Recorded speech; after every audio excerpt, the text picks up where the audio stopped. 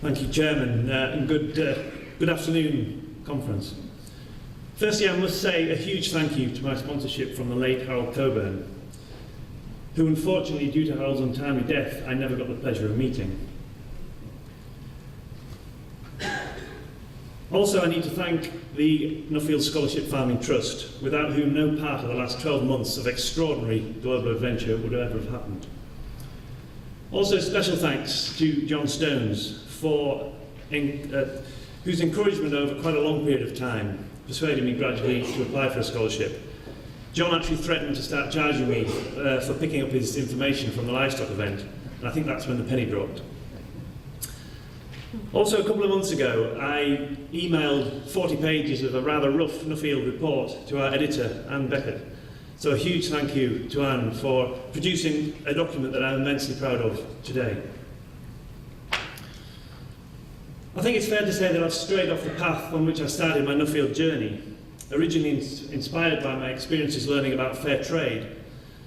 I thought I was setting off around the world to learn about the huge dysfunctionality that exists in our global food supply chain.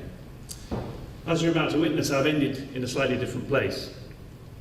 I do believe, however, that Nuffield scholarships are all about industry sustainability in one way or another. And it's always been my intention to use my scholarship to get a global perspective of sustainability, but also to learn how consumer attitudes vary between the countries that I visited, and find out exactly how sustainable the world is now at producing its food. Many of you will, I hope, have already had the chance to read through my report, and as it's not possible for me to go into too much detail today to cover its content, I just want to spend the next few minutes concentrating on the one single most crucial part of our global food system that I believe is going to present us with the most considerable challenges in the very near future. And that's the availability of water for crop irrigation. But also what that means for us as we become increasingly dependent on the rest of the world to feed us. During my scholarship, I travelled to China, India, New Zealand, South America, and California. And almost without exception, every country I visited had issues with water availability or water quality, and certainly in the case of China, both. Now, I must admit to being somewhat naive until I started my research that I had very little idea as to how much of the global food production was dependent upon irrigation. Irrigation, of course, is nothing new. Farmers have been irrigating since the beginning of agriculture. Although since around the 1950s, we've seen the area of irrigated land around the world almost triple to 300 million hectares, or around about 20% of the cultivated area. We're now routinely irrigating large areas of the world to grow food on land that would otherwise be very unproductive. And the consequence, of course, of this huge growth in irrigation is more food. Irrigation increasing crop yields by 2, 3, or even 4 times that of non-irrigated crops. But there's also another, less apparent consequence, and that's a worrying depletion of groundwater reserves, to the extent that we now find ourselves in a situation where 18 countries responsible for half of the world's population, including China, India, and the United States, where they're overpumping groundwater to produce a proportion of their food needs. This is a situation that's becoming increasingly unsustainable. Now I'm going to use 2 examples, India and California, to explain how serious I believe the global water problem is. Firstly, India, a country with a population approaching 1.25 billion people, massively dependent on crop irrigation for the majority of their food requirements. The most productive state in India is the Punjab, a relatively small state covering just 1.6% of India's total landmass. Although with 2.6% of the cultivatable land, the Punjab is currently growing 12% of India's food needs. This comprising mainly of around half the country's staples of rice and wheat. 98% of the Punjab is irrigated, and as a result of double or even triple cropping annually, is tremendously productive. But almost all of this productivity is reliant upon cheap or free electricity, delivering a plentiful supply of groundwater. Subsidised electricity, together with little or no regulation, has enabled unrestricted volumes of groundwater to be pumped, meaning that now groundwater levels are falling consistently across India. And the Punjab is certainly not immune to this, with water levels falling in 90% of the state.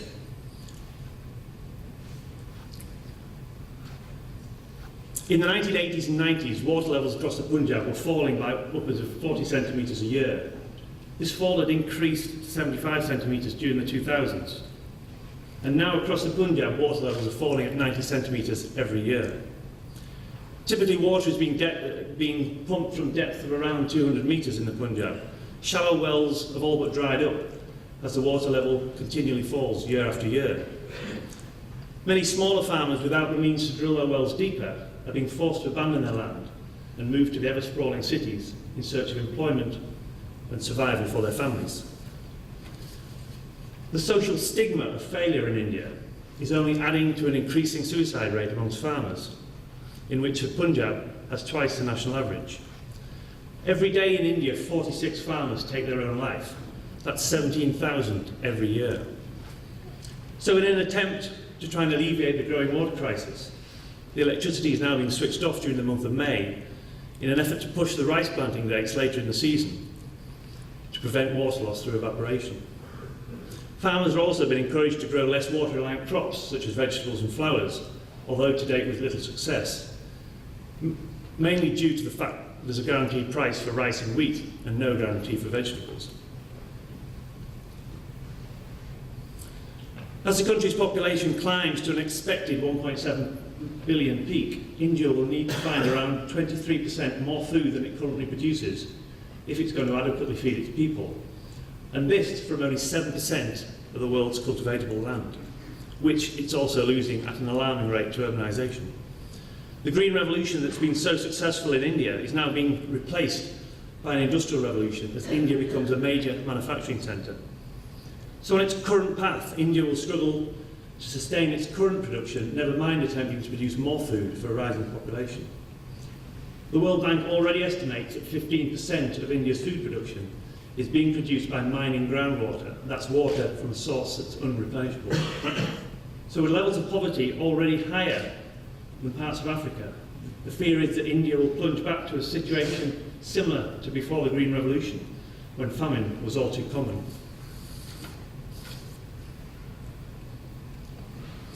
California, of course, America, very, very different in many ways to the Punjab of India, but also very similar in others. California's 80,000 farms are responsible for half the vegetables, fruit and nuts grown in the States, whilst also contributing to 20% of its dairy output. California's 25 million acres of farmable land are highly productive, although the majority of this productivity comes from just 9 million acres routinely irrigated in the Central Valley. But it's not just food that California produces. To satisfy a growing demand in renewable energy, corn is now grown primarily for bioethanol production rather than animal feed, but all of which is flood irrigated with water increasingly sourced from the ground. The state of California uses a vast amount of water, some 80 million acre-feet every year. And to put that into context, 1 acre-foot of water is 325,000 gallons. And agriculture is by far the largest user of this water. Rainfall, but predominantly snowmelt, is stored in an extensive system of reservoirs and canals that were built in the state almost 50 years ago. This interconnecting system delivers water not only for crop irrigation, but it also supplies the needs of the state's 34 million inhabitants, making California America's most populated state. This is the San Luis Reservoir, taken during my visit this summer. The San Luis is the largest pumped off-stream reservoir in the world, and when it's full it holds a staggering 2 million acre-feet of water, or roughly enough for around 10 million Americans. Now, the 2014 California water year started on the 1st of October, with only 75% of the last 15 years' average water in storage. San Luis is around 17% full in the picture, leaving California needing a very wet winter, with much higher than average snowfall in the Sierra Nevada mountains, where 2/3 of California's water comes from. The remaining third is pumped from the ground at a staggering rate of 800 billion gallons every year, which is also steadily increasing, to satisfy the growing demands of not just food and energy production, but also to satisfy the demands of an extra 600,000 Americans that choose to make California home every year. So two separate examples of how little opportunity there is left to expand food production in areas of the world that already produce food very efficiently.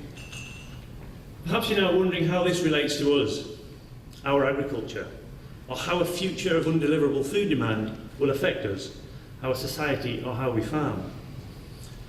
Much of the current unsustainability in the world's food system is, I believe, related to water depletion and the effects of an increasingly unpredictable climate.